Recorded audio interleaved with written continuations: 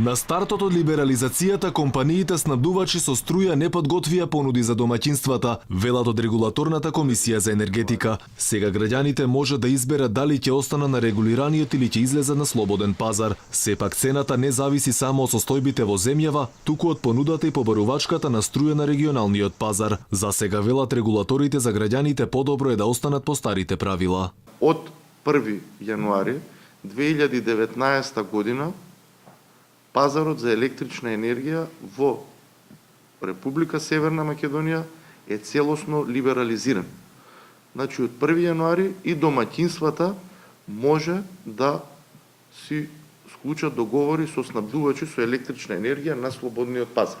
Се додека на граѓаните не им се понуди пониска набавна цена, а тоа би било околу 30 евра за мегават час, ниту на домаќинствата, ниту пак на компаниите кои се во бизнисот со струја нема да им се исплати трговијата за физички лица. Во изминатиот период е дека цената на електрична енергија се движеше од 70 до 80 евра за мегават час.